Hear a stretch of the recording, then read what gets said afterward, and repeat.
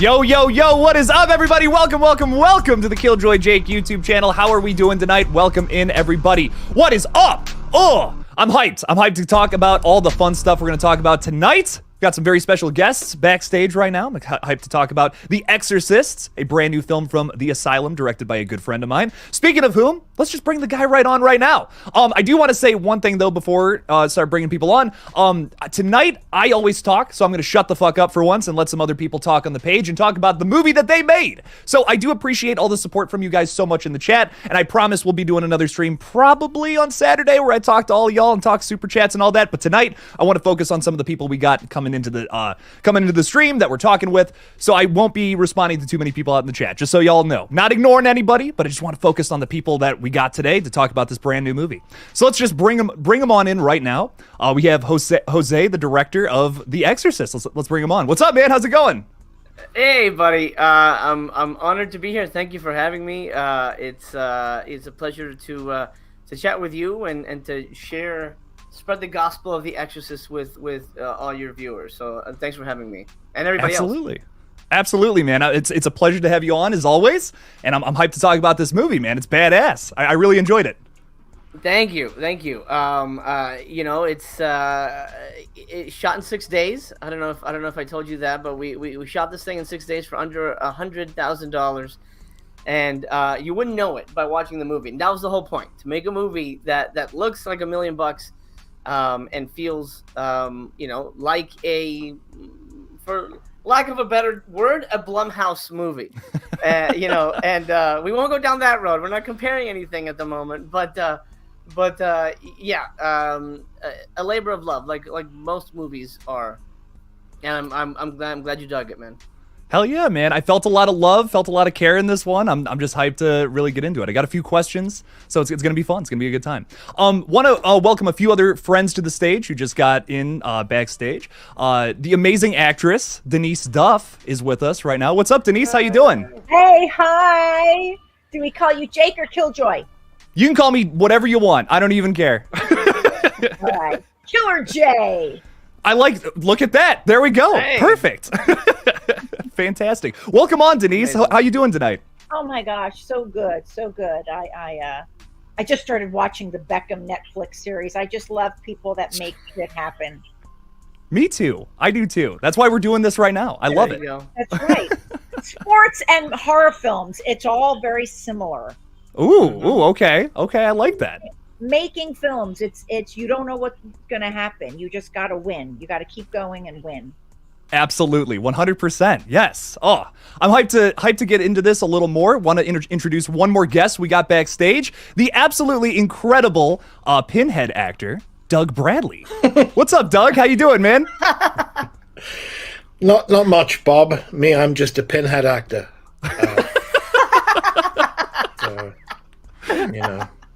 I got my T-shirt on tonight. Special for You're not supposed to be wearing that. You're a priest. Kind of goes against the whole thing, right? Hail Satan and drink coffee. It says. Oh, nice. Well, I reckon the old boy gets a raw deal. It's time someone stood up for him. Denice, I just finished watching the Beckham.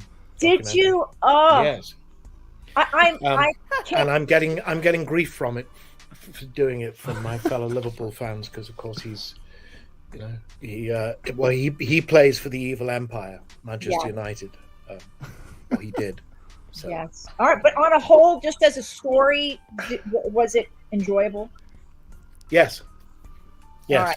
And exactly what you were saying, and how the transition from a kid who didn't want to do anything in his life really other than kick a ball around, from when he was out in his backyard with his dad, to the storm that he gets caught up in it just because he was pretty good at doing it.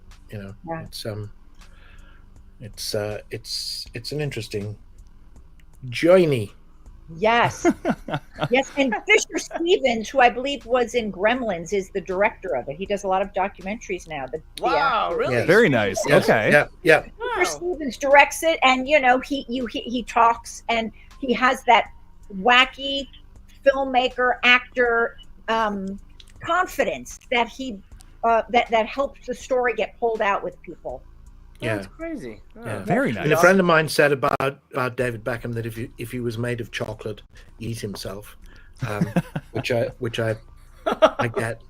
He's very into himself. I must apologize. I explained to Jose I was a few minutes late because I was finishing eating dinner, and I've brought leftovers from dinner with me, so Okay. I'm drinking on the job. That's fine. No, That's all good. fine. That makes it more fun. You gotta drink a little bit on the job. Cheers. But yes, let's just get Cheers. right into this. Hey, yeah, Bottoms up. there we go. Yeah, very good stuff.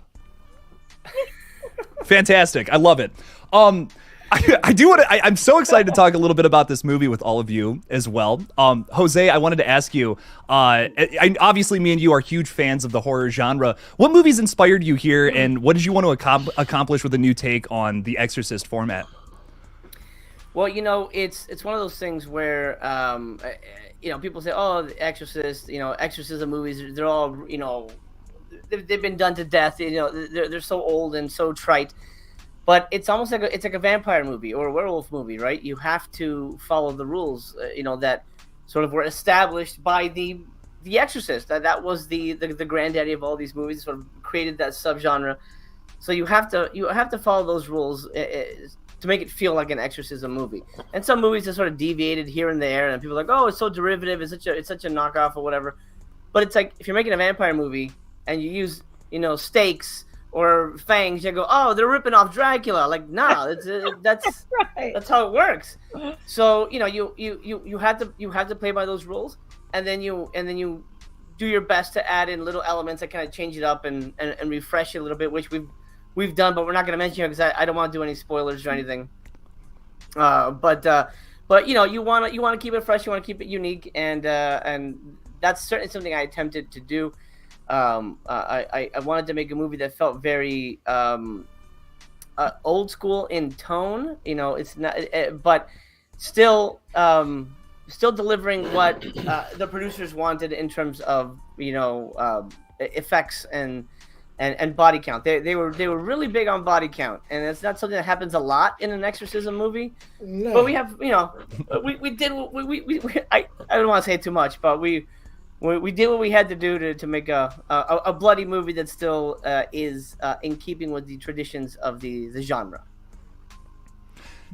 Yeah, and sometimes you'll see an Exorcist flick where there's just no blood. It's just people with running around saying scary things. So I really appreciated that this one got a little gory at times. And that's rare because they didn't want any gore. They were like, don't go too bloody. But it's like, that's the fun stuff. That's the stuff we want to watch. That's that. Everyone talks about kills in how do you get a movies. body count without getting bloody? Don't you need? I know. Don't they I all agree. belong together They want people to just kind of fall over, and die quietly. Yeah, exactly. Where's the fun in that? Where's the fun in Exactly. that? Come on. Exactly. No, I feel it, man. I also, this is just a weird little thing that I noticed. Was the Corey Carpenter thing a Halloween Ends reference, or? Yes, it was. Okay. That's what I thought. Yeah. I just a weird thing I wanted to ask.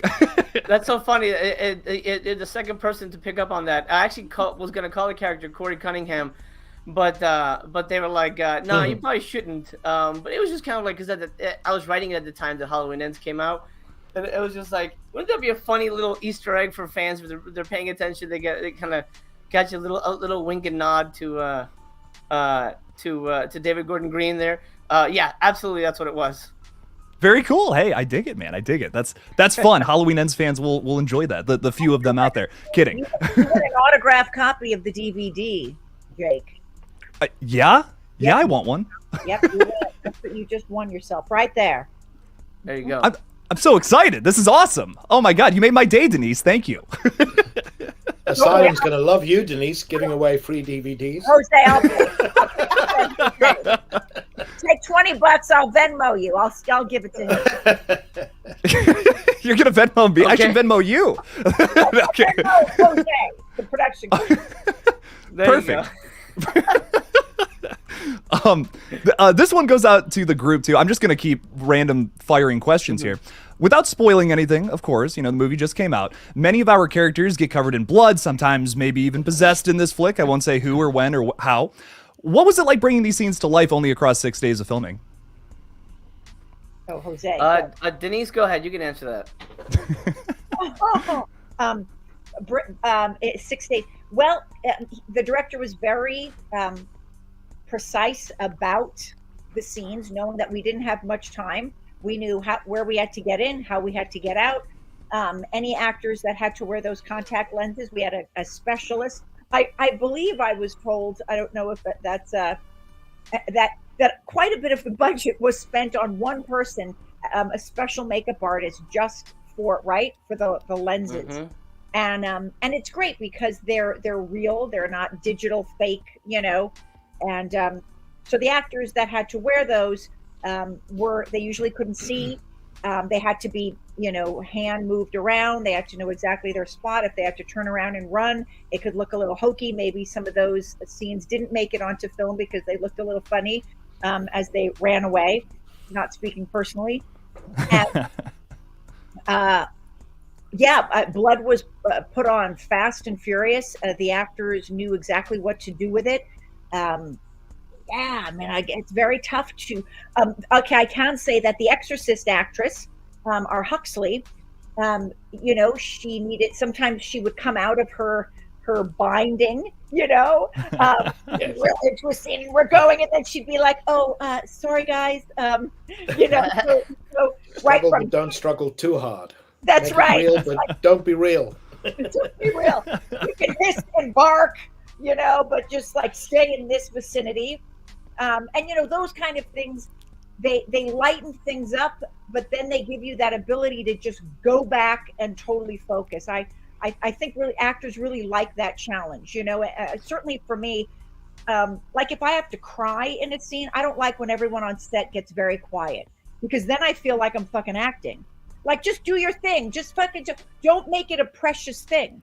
Whatever the character is going through will go through when life happens. Don't make such a movie scenario about it. And I feel the same way with horrific, scary moments. Scary things happen. Usually, can happen just after something really funny happens. And these actors were just so great with popping right back into character. If lines kind of got dropped, or if whatever pee didn't register on the bed the right way, we had to cut that out. I know. It's in my head. That's a shame. Yeah. A pissy bed always makes the horror a little greater, right? I think so too. Yeah, it's just when you're pressed for time, you can't get all those little special little elements, and the urine had to go, unfortunately. Edited because it didn't really work, or producer's choice? It didn't read. It didn't look like anything. So yeah. Yeah. Right. Yeah. How about you, Doug, with your intense scenes, horror? Intense is the word. And look, I won't lie about this. Let's not make too much of a virtue out of 6 days. Would I rather have had 12 days? Yes. Because it gives you time to stop and think about what you're doing, and maybe rehearse once or twice, and etc. And there are times when you've done it, and you hear cut, moving on, and you think, for real? Jesus Christ. And as an actor, sometimes you feel like you've only just got your big toe a bit wet, and you're kind of ready to jump in and swim now, and it's gone. That's the name of the game. I think it goes back to Denise's sporting analogy. It is that intense. It's the whistle goes, and here we go, and it's a must-win game, and you get one shot. And that is the nature of it, and it is that intense. And I think that, in and of itself, creates its own energy and creates its own dynamic. There are moments in the film. Again, I won't be specific about them, but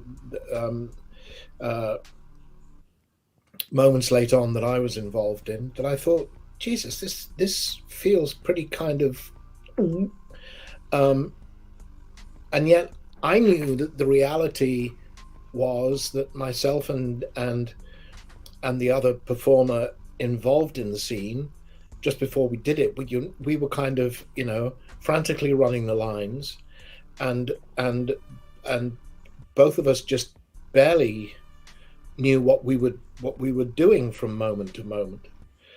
But in the moment that we shot it, I think because of that, it felt very intense and it felt very real, and it surprised me. And I think there's a lot of that tinging the whole of the film, which you're only going to get if you're trying to do a movie on this absurd schedule. There are issues that creates, and there are things that get in the way, and there are consequences, and not always positive. There are also big positives that come out of it, and I think certainly, I think the things I'm referring to, you won't notice, you won't see them, and I think there are more positives than negatives. And the fact that Jose has managed somehow to make this not look like a rushed movie. It does not look like it's been thrown together in a hurry. It looks as though care and attention has been taken over each shot, which is, hats off and credit to Jose, and I've no idea how he achieved it, but he did. Yeah, and that's something we, yes, I would love to have given the actors 50 takes or whatever they needed to feel comfortable, but if we moved on because I felt I had the line. Three would have been nice. Three would have been nice. Next time. Next time.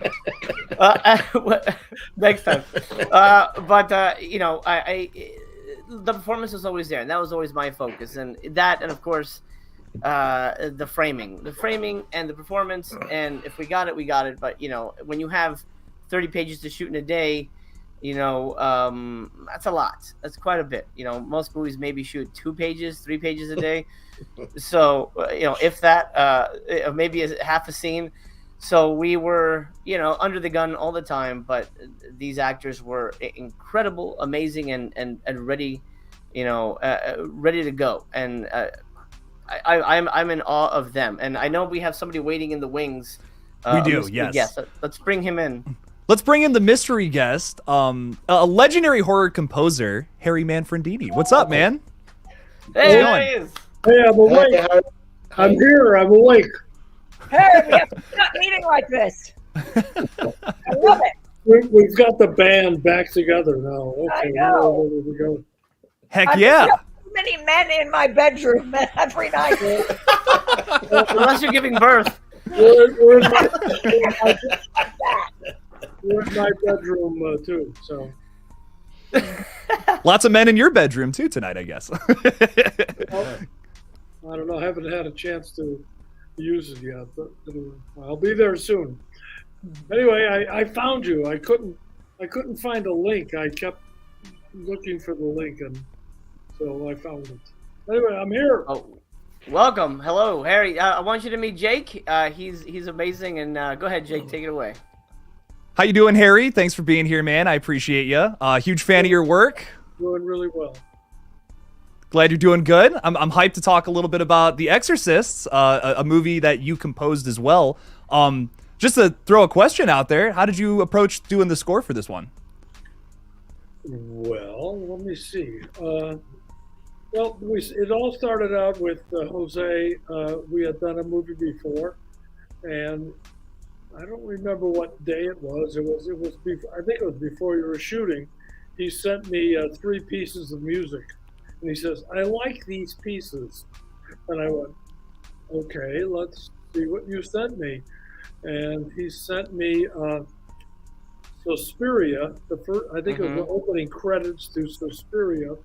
And I went, well, I like that too. So that was good.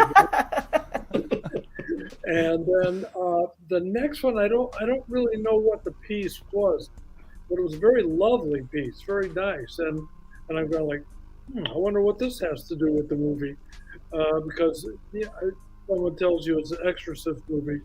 That music didn't come to my mind, And then the third thing was, I love this cello, and it's someone kind of attacking a cello, not necessarily playing it. Yo-Yo Ma would not be amused on this. It was just like scratching and doing funny things with it.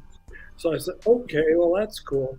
Well, then I read the script, and I saw exactly, I think just listening to music when I read the script, then I say, aha, I see what he's doing.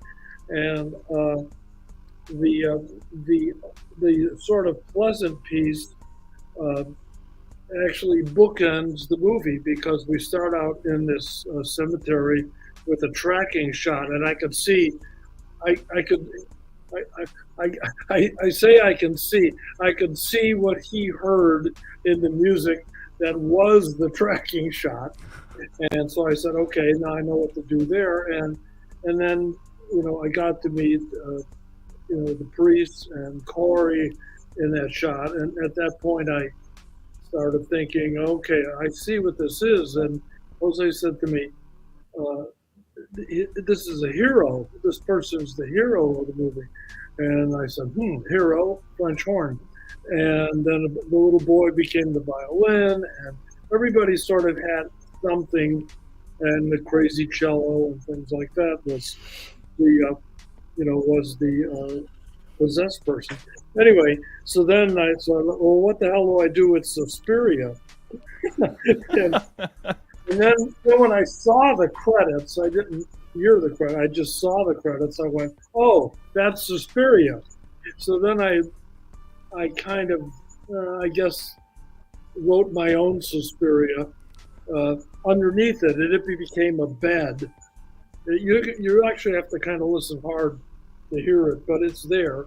Suspiria is going on. And then I laid layers, which I tend to write in layers anyway, of the French horn, the violin, the crazy cello, crazy voices, all sorts of things are laying on top of that.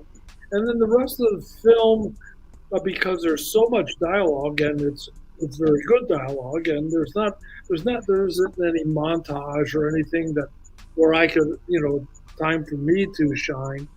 So basically everything else was very sort of atmospheric, and every once in a while I'd sneak in a little tune in between participial phrases and things like that. So.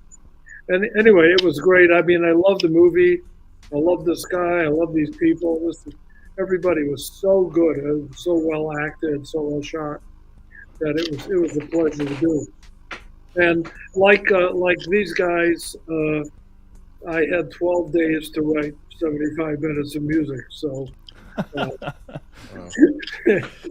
we were screaming.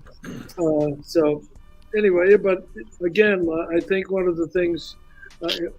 While I was not on the screen here, I was listening in, and I tend to agree with Doug in that there's something about having that tension turned up to like, holy smoke! I got to write 7 minutes a day. I mean, on a good day, you do 2. So once again, there's something about that. Need that generates a little bit of creativity that from now on I'm just going to take 2 weeks off before I score anything. Anyway, I don't have anything else to say. Okay, I'll see you guys. Bye. And that was Harry, everybody. Hell yeah. I've got to get some I want to say I'm always, first of all, I'm still boggled that Harry would even give me the time of day and work on these movies, but it's an honor and a pleasure. Yeah, it's late for him. The fact that he would even contemplate doing something like this is insane to me, and I'm so honored. And his music is so layered. Like he talks about layers, there's so much happening in his music. We know the Friday the 13th music, it feels very simple, kind of atmospheric and little tinkles and things, you know, the all that stuff. But Hey, I get a nickel every time that happens. So. oh, sorry, I'll send you a nickel. I'll send you a nickel. Damn it, I gotta remember that. I'm all out of nickels. I'll send you something.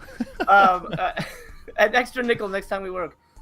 But there's so much in his music that whenever I just listen to it clean, like without married to the picture, I'm like, oh my god, there's like it's almost like dizzying how much stuff he has crammed in, you know, married together. Like, oh man, and like I listened to it 10 times, I still am picking up little pieces. Like, oh wow, oh that's so interesting. And I love when music does that because it feels more organic. It feels more alive. It feels like, you know, you can tell when a piece of music has just been grabbed, like library music, and just been tossed into a thing. Oh, military march. Oh, perfect. There's a military guy on screen. Let's just throw that in there, and it feels so bland.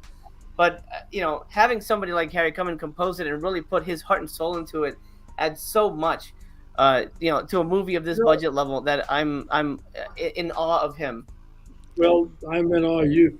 But you know what's weird about it? Film composing is composing, but film composing, you're really about 75% dramatist, more than you are composer. I mean, no one cares how many chord progressions I know, or if I got a A+ in orchestration or whatever. No one cares about that. They want to feel, they want to laugh, they want to scream, they want to feel the emotion. And if I don't deliver that, it doesn't matter how incredibly amazing my music might be. It's not delivering what the film needs. So you're really a dramatist all the time, and that's why I try to see. We talked about this on an earlier one of these Zoom things. Oops, I shouldn't have said Zoom. That's a competition. But was that, you know, like you had that one shot from the gravestone up at the two priests, and I said, "Oh, it's Corey looking at them. Corey is seeing them, and it was the perfect place to bring in that little sweet violin playing against what seems to be a scene, but later on it pays off, you know." And so it's that kind of. I mean, I look for the drama at all times in the dialogue and the acting and everything. That's what I'm looking for, because I figure that's what I'm there for. I'm there for that part. Okay, now I'm going. All right. Excellent job. No, I really do love that though. I love applying an instrument to a character like that. That's really cool. I dig that. And Doug, I got a question for you, man. You're known for playing villains like the Hell Priest or Pinhead, or even Maynard in Wrong Turn 5. That's a little more obscure one there. What was it like to play a protagonist here in the character of Father Ryland, kind of being on the other end of the horror? Well, it's not even something that I thought about, to be honest. You know, I mean, the character is what the character is, and you approach playing the character. So I didn't at all have in my head, oh, God, I'm gonna have to play a good guy. No, it's just, you know, it's just having committed to the movie, principally because I liked the script a lot and I liked the character. He's, you know, and all the only interesting heroes are flawed heroes, and you know, he has his flaw on his sleeve right at the get-go. And I don't know enough about Exorcists or the world of Exorcists, but I wonder whether his fault as an exorcist, if you were critiquing exorcists, would be that he has allowed himself to get too emotionally connected to what he's doing. We unfortunately we lost the introductory scene, which was the death of Corey. Okay. So he, you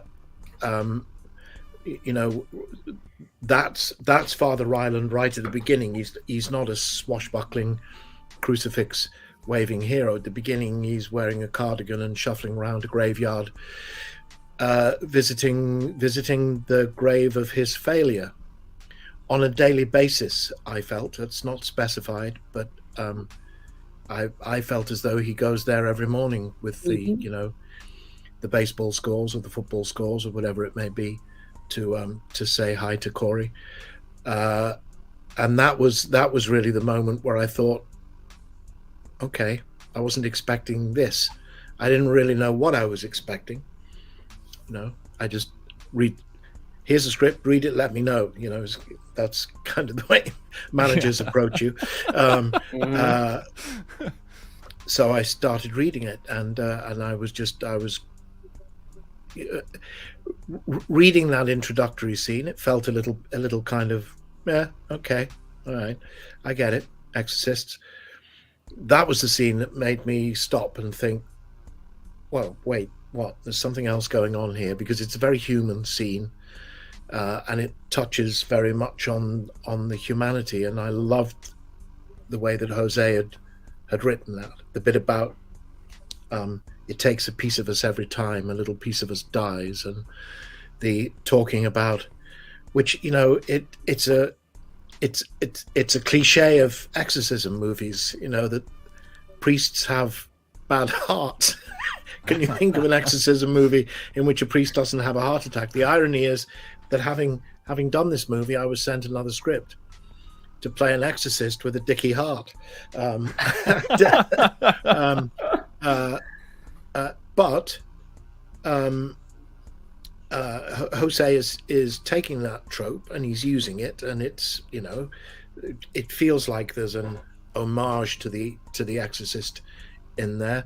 But in that opening scene, the priest is aware that this is an issue, that this is like an occupational hazard for exorcists, and gives a rationale and an explanation for it, which I found quite touching and quite moving, that exorcists have heart problems because it all comes from the heart, which isn't, you tend to think that the motivation for exorcists comes from, being a priest and having a crucifix and having holy water and so forth.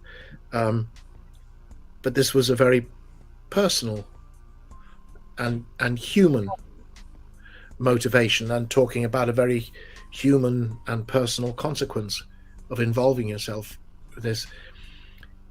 It was at the end of that season, end of that scene, getting ahead of myself, that I thought, I'm going to say yes to this. Very wow. Nice. Wow. I did not know that. That's great. No, I too read that script, and when I saw the film for the first time, I went, "Ooh, what happened to that first scene?" And the more I watched that opening scene in the graveyard, I don't want to say anything, but I think the picture was better without exorcism. I think we've done this like 3-4 days now, and we always talk about being human. I think it brought out an aspect, not having seen the exorcism, the beginning one that doesn't exist. For some reason or other, I felt more pulled into with wonderment as to what's ticking in this guy. It's interesting, because I wondered about that, Harry. I wondered about that myself when I saw the film. I didn't know that the scene wasn't going to be there until I watched it. Yeah. And I wondered about that. It's hard for me to step back because I'm very, very invested in that through line. But that's fascinating to hear that. Yeah. But it will appear on the bonus footage by Exorcist 4. Yeah. We're bringing it back Right, for that who knows? one. Okay. Who knows? I mean, stuff gets cut all the time. It happens. It was mainly a decision because it felt more you know, when you don't have time to nail a scene, it could go a certain way. And I felt if we went that route, it might be a little too hokey of a beginning. And I wanted to introduce, like, I mean, it's I think both of these gentlemen have said that the scene is really very much about two human beings, you know, discussing facing the devil. And I think that's much more of an interesting beginning than, you know, the Ooga Booga monster opening, which if we had 12 days, we could have nailed. But, you know, again, it happens. You're very wise, Jose. I got to see a screener of Subspecies 5 3 days before it aired at HorrorCon, Horror Fest. What the heck is that place in last March? In Ohio. Horror Hound? Horror Hound? Horror Hound. Yeah. I was given a copy of it by the director. And the first scene, the baby vampire is being born, right? And it's from this mummy, and it's in a cave, and it's big, and it's broad. The rubbery baby comes out, and it's moving. And what do I see? I see the green stick popping up. Oh, man. Great. Oh. And I, and it's right in the beginning. And anyway, the film is fantastic, but of course, I'm thinking that. And when it was over, I texted Ted Nicolau, and I had to just say the film was amazing, you know, for that budget. And I said, you will fix that little green stick. He's like, WTF? And then I called him up. I'm like, wait, you mean you didn't know? Okay, yeah, you gotta look. I'm sending you screenshots exactly where it is, and they fixed it. So, but it was sort of like, if there's something in the opening scene of a film and a low budget horror film, people will be looking for shit. And you started this film out with the deepest, most heartfelt money, and that sets the tone for it, you know? So kudos to you. It's your first impression of a film. Yeah. You gotta impress, like, in the first 5 minutes, or people might drop it, you know? Yeah, thank you for taking care of all of us, Jose, because if you weren't 100% feeling like it you know, represented the quality you wanted to, it would all come out on us, you know? It emphasized the intrigue of the story, as opposed to just being, what are we? Oh, it's an Exorcist. Look what we're gonna see, an Exorcist, you know. And yeah. you know, If it was done great, it could have been cool. Like you wrote something really fucking cool. But but if you didn't feel you had the time to give it what you really wanted to put on the screen, I think you made the right choice. You know, it's like, don't do a car. There's a saying: if you're going to do a car chase, if you can't do Bullet or The French Connection, don't do a car chase. Agreed. Or maybe the Blues Brothers. I mean, that's the Italian Job. You know, Brilliant has a great car chase, but I love that movie. But yeah, I mean, you know, it's Jose had to cut the car chase out of The Exorcist because, you know, it was great on paper. We only had one car, and it, you know, it didn't quite work. Well, it's tired. Same car going round and round the block, you know. That's pretty great. Same building. 5 exorcists in it. Right. Chasing down all the possessed people, like, just, we gotta get them. Yes. Yeah. It was like Mad Max. Yeah. The Exorcist meets Mad Max. That's what this movie is, basically. Yeah, definitely. Tonight at the bar, I think I sold a couple copies of the film. I brought out the trailer, and I said, "Now look at this and tell me what you think." You know, and this guy goes, "Holy smoke, this is really cool." He goes, "This is," because he had seen this other movie. I don't know if you heard of it, the Exorcist movie. This thing, he had seen that one, and I said, "Well, I said, you know, I saw the trailer. I didn't. It just said this is not going to be good," but he just was like, "Wow," and he said, I gotta see this. I gotta get it. So, pretty cool. And I'm always selling, even at the bar. Yeah. Thank you, Harry. Killing it, man. Great stuff. There's another nickel. Always. There you go. Oh, that's fantastic. Denice, I wanted to ask you a question as well. You play Sister Carolyn in this one. How does this role compare to other characters you've portrayed, like Michelle in the Subspecies sequels, or the girl that simply cannot find an outfit in the Fruit of the Loom commercial you did? Oh! Deep cut. Deep cuts. Deep cuts tonight. That's beautiful. Oh my gosh, I made $150,000 on that commercial. Whoa, no way. That That's was awesome. And I was pregnant. Nobody knew. I was in my underwear and a workout bra, and I was pregnant. And the underwear were made. I had to go to the Battlestar Galactica, the TV show film set or TV show set, because those costumers made the underwear for me. Wow. And What? it needed to be fit on your body perfectly. And yeah, it was all the advertising. It's supposed to show that when you put your pants on, they don't ride up or down, and they have you pull your pants up and then they reverse it in the commercial. So it looks like as you're pulling your jeans down, the underwears don't move, and they actually filmed it in the opposite direction. Oh. Reversed it so that they don't move. Crazy. Those bastards, they changed, they fooled us. 3 months pregnant on that one. The difference, I stayed fully clothed the whole time in The Exorcist. And that's about the only difference. No.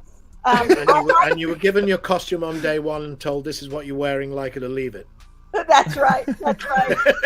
No costume changes at all in this one. I got to wear a coat one day, which was so cool. I mean, it's great to have lots of costume changes, like, you know, Michelle in the vampire movie, but there's something great about a uniform. You know, you come to set and you don't have to worry about any of that. And when it's right, you all have the same thing, and you just are focusing on.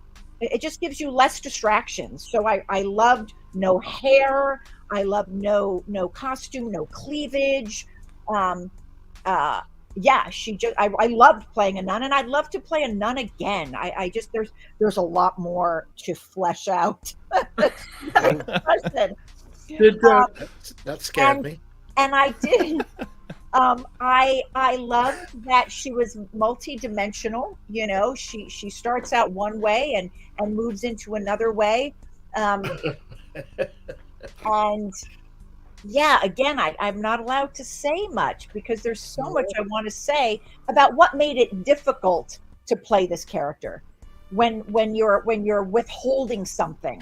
And that's very difficult because you can withhold it and show nothing. But the reality of certain things, you know, if you were a hardcore druggie and someone is sniffing cocaine in front of you and you have stopped doing that, but they're putting it in front of you, there would be some sort of twitch to you, you know, and in an odd way, if you've never seen this film, there were things that I had to keep close to the vest. And that was kind of difficult in a cool way, which I didn't know until I came to the set and started to talk to Jose about something. And I'm like, oh, wait, you mean blah, blah, blah, blah. Oh, gosh. So it was a surprise for me. I have a question. I have a question for you, Denice. Yes. And because I saw this, you know, like you, again, we don't want to reveal too much. But like you said, your character goes from, you know, the audience is watching, okay, and then, oops, you know, that sort of thing. But there's one thing that you did, and I saw it, and I'm just wondering, did Jose tell you to do it? No, I don't think you did, and I think I know what it is, and I hope. Did it have something to do with that? Yes. You, who did that? Me! Oh, I almost fell out of the chair. I just went, wow. It was a nonverbal acting kit. You know, everything that you did, I think about 4 of these things ago, I said I can't see the forest for the leaves. You know, a lot of times I watch the person who doesn't say anything. the one who's not talking, and watch that. And I'm watching you react without saying anything, and I'm going like, oh. And then when you did the sign of the cross thing, I went, shit, that is brilliant. Because it's only there if you see it, but it's there. And I just went, damn it! I said somebody thought of that. I don't know who it was, but I like jumped when I saw it because that's. I ran it by our director, and he, obviously was like. I just jumped out of the chair. I went, God, this is so cool. Well, first I had to ask the correct way because I couldn't ask Doug. Anyway, I saw that. I just wanted. I was wondering if who thought of that because again, it's a non-verbal acting thing. Probably somebody's not even watching it. But you get a free DVD. You get a free signed DVD from me. and a Dodge Charger. Wheels. I'm $40. It's a little Charger. Free DVD for you to sell in the bar. That's right. Anyway, I want to say real quick about Denice. She was in my first movie. I was a huge fan of her work in Subspecies, and we've stayed friends for 23 years. And the fact that she would want to work with me again is amazing, and the fact that we've stayed, and the fact that she would come back and play this part for me, which is from the beginning of writing it, and we had reconnected over Subspecies 5. We were talking. I go, listen, I've got this thing happening, and I'd love to work with you again. Would you be interested? It's a non-union movie, so there's always issues about what actors are interested or not willing to do things.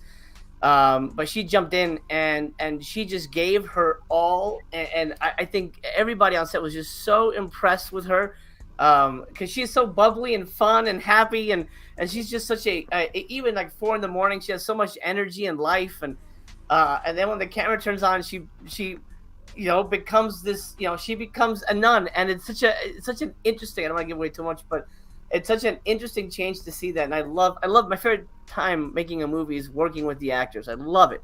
It's my favorite. The most lonely time is writing, but that's fun in its own way because you get to be every actor and feel every emotion and all that stuff. But on set is when the real magic happens, because that's, at the end of the day, that's your movie. Whatever you get on, right in front of your camera, that is what the audience will see. And Denice just goes to an 11, and even when she's just delivering simple dialogue, she's like, "Oh, no, let's not do that." To when she's more heightened sense, I was just like giddy, like a little schoolboy who found a store with free candy, and whenever I would suggest something, she'd try it, and just like the crucifix thing, there's a ton of little weird things that I had other people do. Because I want a movie to be rewatchable. It should be something you want to revisit and discover new little tidbits too. And there's something with a teddy bear, but I won't say what it is. Look out for a teddy bear and something that happens to it. It's a weird little thing there. But I love doing things like that. And Denice is absolutely one of my favorite people to ever put in front of a camera. So I hope she will continue to be in front of my camera. Oh. Emoji crying. Profusely crying after that one. So I know Jose told me we only had like 45 minutes ish or so. But I did want to just get one more little random question out there. Before I do that, of course, make sure to check out The Exorcists with some of the links in the description of this video. Jose, it's out, right? Or no? Yes. Yeah, it's out on VOD. It's on Vudu, Dish on Demand, Redbox streaming. It'll be on Amazon Prime eventually, and then DVD January 9th. Fantastic, nice. Well, check it out now if you want by clicking on some of the links in the description of this video. Go check it out. It's a killer movie. I really had a great time with it. You all killed it with this one. Fantastic job all around. I have one more question. Doug, I'm so sorry. Got to ask a Hellraiser question. So recently, the Saw franchise reinvented its killer by showing more of an emotional side to Jigsaw. Do you have any desire to put on the makeup again to show us another side to Pinhead in like a future Hellraiser film, or do you just want to leave the legacy how it is? Yeah, the all singing, all dancing, all wisecracking Pinhead will be coming your way very soon. Well, I never said I'm done with it. It kind of did with me initially because Dimension stopped making the films in 2002, and there was an 8-year pause before the abomination that was Revelations reared its head, which I turned down. I think it's highly unlikely that I will. Apart from anything else, I think prosthetic makeup is a young man's game. I was 31, turning 32 when I played the role for the first time, and I ain't 31, turning 32 now. I just turned 69, and time and gravity does what time and gravity does, and there's no escaping that. It's the law. Yeah, it seems to be. If I had a magic wand and I could wave it, I would make by magic a movie version of the Scarlet Gospels happen with a big fat budget to work on it. Which if those who may not know, the Scarlet Gospels was Clive's most recent novel, in which he featured the ultimate demise of Pinhead. And what astounded me with that was I'd always said that in the original Hellraiser movie, although obviously we're talking about hell a lot, it was never referred to in terms of Christian theology. There's never any mention of Satan or the devil in the Hellraiser movies. And I always had very much in my head, I think it's the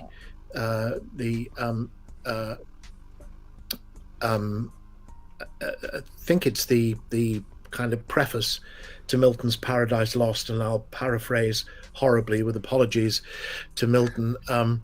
But the gist is, the mind is a place entire unto itself and capable of making a heaven of hell and a hell of heaven. The other way around, possibly, I think. And I always felt that was the landscape Hellraiser was operating in.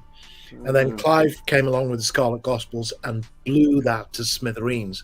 It is theological on a cosmological scale, So you've got Pinhead wearing Lucifer's armor at one point, and it's pretty. So it would need a big fat budget for all the CGI that would be needed. But if I could make that happen, I would make it happen. I used to say that I'd also magic Guillermo del Toro to direct it, but of course now I would ask Jose to direct it. That's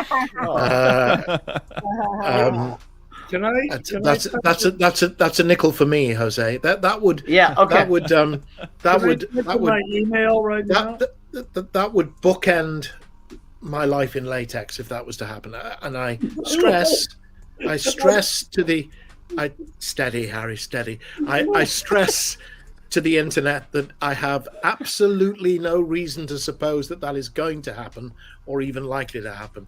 It's only if I had that magic wand I would make that happen. So beautiful. Please don't run off. And Doug Bradley said there's going to be a movie. It's the internet. I wish he had the wand, though. Just wishful thinking. I'm sorry. When you said my life in latex, I just. That's your next book. That's your next book, Doug. I didn't get a chance to praise Doug real briefly. The fact that he would again agree to be a part of this raises the level of our movie to the upteenth degree, because he brings a certain gravitas and a certain style and presence, to his acting. And I was just, nobody in this cast was somebody that I had to take aside and go, okay, let's work on this. We're missing something. Everybody knew it. And I think Doug really led the charge in terms of being, it was like, oh shit, Doug's here, and Doug was just perfect. I mean, I don't think there was, I never really had, it was the easiest movie to direct because all I had to really worry about was the camera and the crew, and the actors just were, even though we didn't have a lot of time for blocking and rehearsals, which was tricky in a small room, lights everywhere, that was always difficult. But in terms of performance, I never had to change anybody or tweak anything. And I think Doug was the sort of the lighthouse for everybody, because he was just so genuine and just such an it's the best way to describe it. He was a human being, and he wasn't an actor. And I think that's what I love about a performance, when I can look at the screen and I'll say, okay, this guy's just rehearsing. He's just saying lines. It really feels like these people are talking, and that's really hard to get off. To make it look organic on camera, that people are just talking. And Doug was just natural, and I love that, and I hope Doug will work with me again. Apparently, we're doing Scarlet Gospels. I don't know if you've heard this, Jake. It's happening. Oh, I have. I just heard it right here, right now. Yeah. I have the contract right here.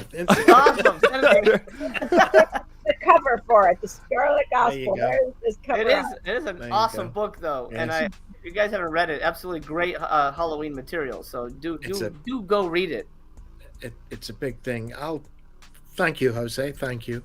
The nickel is on its way back to you. Thank you. Appreciate it. What I would say in response to that, what I've said throughout is how much this is an ensemble piece. It is written as an ensemble piece. Every single character gets their moment in the sun. And from the start, I've again, I keep on saying this, but I'm always struck by this, how on day one of a movie, we all arrive, we're all told, be here at whatever AM, and we all turn up, and I didn't know anybody.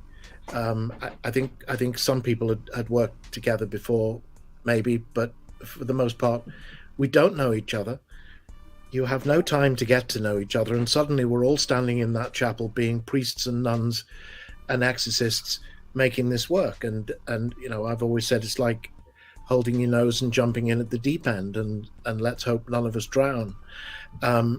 Very much an ensemble piece, and right from the start, I never had a moment where I thought, okay, well, okay, so we're going to have to carry you, huh?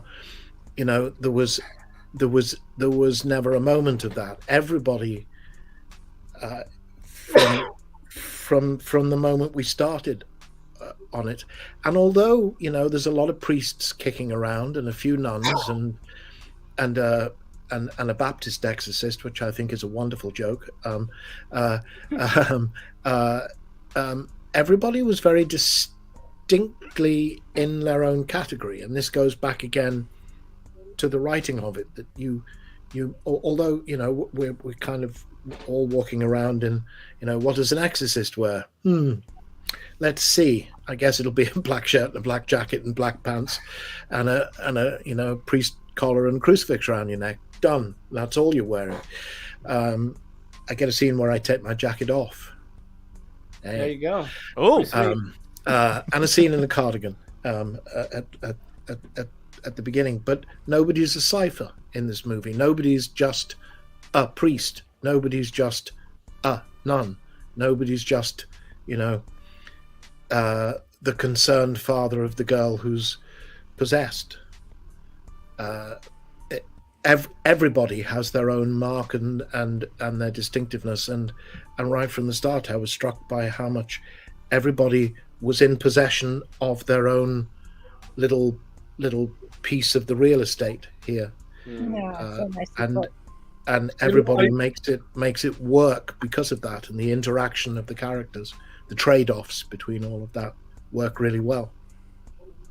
what Doug just said got me thinking, and now that I think about it, it's back in. We're back in the script now, because I don't know why, but people send me a lot of scripts to read, and I read the script, and the dialogue all sounds like it was written by the same guy. It's all the same. It's all the same. You know, it doesn't matter who you are, what your character is. This character, the dialogue per character changed. It changed on the script. It was there on the script. It's like he became that character for those 3 or 4, sections of that page. And then it was the other. Everyone had their own, what's the word I'm looking for? Verbiage, verbosity, but a way of saying things. And not everything sounded like Jose wrote it. It all sounded like that character was saying this. And, Yes. and in bad scripts, you see it all the time. Everything sounds like the same guy. You mean we all had our own different music and tonality, Harry? Yes. That, Well, it's in a way, it's what you were saying about the score, Harry. That you kind of you've written this with almost like a Wagnerian leitmotif character. Exactly. You gave me the French horn, Corey got the violin, and you bring those in as themes and under themes as we appear. Well, I think it's the same with the dialogue. We do. You got that. You got that damn piano thing where I broke my fingernail trying to play. I'm only surprised you weren't actually playing them in the background in the scene, Denise. Well, what I'm saying is that None with bongos. That's something when you were speaking. That's what I said. That's in the script. It's actually the dialogue. The dialogue changes, and just the whole. The words, the syntax, everything about it sort of changes with the characters. And in so many other scripts I've read, it all sounds like the same guy. Complete sentences too, which who the hell speaks in complete sentences? Right, that's true. You do see that a lot. Yes. The other thing I would say is that in spite of the fact that we were working in, hothouse conditions of 6 days and tearing through this script with, as Harry says, a lot of dialogue, and that brings its own pressure when you're working, under time restraints, trying to get the dialogue right. We spend an awful lot of time laughing. I mean, it may be obvious we've done several of these during the week, and we've every reason to be a bit fed up with the sound of each other at this point. And it's not the case, but it was true on set as well. People were not precious about what they were doing. People were not kind of, excuse me, this is my thing. Get out, right. Give me space. Give me, Well, we were in it. We were on it, and then we'd break, and it was. We'd have There was pie. a lot of laughter. We did have fun. Yeah. And that comes through in the film very much so. Like I could tell, like everyone kind of was a unit on this one, like just truly working together to make the best product. And I really enjoyed it for that reason. So that's fantastic to hear. I love when you hear about a good production versus something like people screaming at each other. That always sucks, So that's just wonderful to hear about this one. It's good stuff. Yeah, I try to go above and beyond and make sure that everybody's having a good time as much as possible. It's not fun if everybody's stressed and mad at each other and we're under the gun already. It's not brain surgery. We're making a movie. It should be a fun thing. Making art should be exciting and fun and fresh and a joyful experience. Besides all the technical elements, and there's a lot of technical elements. Oh no, you're not on your mark. You're out of focus. Focus. Something wrong with the camera. We got a lens stuck on the camera for like 2 hours at one point. I'm like, I guess we're shooting 85 for a while. It's it's just. It's just one of those things where you just you duck and roll and you try to make the best of it and have as much fun as possible because it's so rare to get an opportunity to make a movie that if you don't take advantage of it and love every minute of it, then go find another job, because it's not easy, and you have to make it as fun as you can. Yes, I agree, and I my mantra on that always is, well, it beats working. Yeah. Yes, 100%. 18 hours on a film set. Yeah, it's long. It's tiring. It's not coal mining. That's right. Absolutely. So before we wrap up here, Jose, anyone else hanging out with us tonight, any closing thoughts on The Exorcist or anything you want to tell the people at home? I hope people give it a chance. I know when they see the asylum in the beginning, they think, "Oh crap, this is gonna be dog shit." But no, I'm not crapping on the asylum. I love them, and they hire me, and they're wonderful people. But I understand there's a stigma attached to the name. I want people to give it a chance, and I think that's one of the reasons we began our movie with a kind of a dramatic scene instead of a look at this, and have instantly people start maybe cracking jokes at it. So give it a chance. I hope you enjoy it. I certainly hope people like it better than Believer. I know I did. Our budget was it's not saying whatever their coffee budget was. That's probably what we had to make this movie. We put a lot of heart and soul into it, and I love it very dearly. It's something that really means a lot to me. It's actually the one movie I've made that I've done the most press for, honestly, because I just really want people to get eyes on it and give it a shot. You don't like it, fine. That's fine. But you may be pleasantly surprised, and I hope you are. Absolutely, man. I'm sorry, Denice, were you going to say something? Oh no, I just said excellent. It's true. It's true. I love how you say that. I've never heard a director just say it's so sweet. It's like, look, give it a shot. If you like it, great. If you don't, okay. But I want you to get. It's just very lovely. It's like such a marketing sales guy thing too. You're right. The world does, like, what artist says that? I just think it's like the business mind of you. It's really lovely. Try it for a month. If you don't like it, you can cancel anytime. But get a month free if you play your cards right. Right. Get a nickel from Harry. It's like, Denise, look at me, a free DVD, something. A free DVD if you go to the right bar. Right. If Harry's hanging out there, you'll get one. It's great stuff. Great stuff. Well, yeah, and hey folks, it's better than Sharknado. It's definitely better than Sharknado. Yes, all six of them, definitely. Priestnado. Priestnado. That's what I want. The sequel.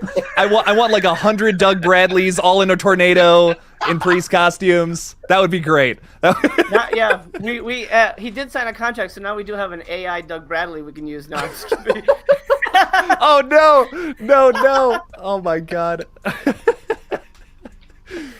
Oh my god. Well, thank you all so much for coming on my channel. I do really appreciate it. And once again, everyone at home, go check out The Exorcists. It kicks ass. I loved it. Killer movie, everybody. Seriously, great job. Thank you. Thank you so much. Thank you, Jake. Killer. Of course. Jake. All right, well, thanks, guys. Thank you all for joining us tonight. And as always, don't forget to kill it out there, everybody. Peace out.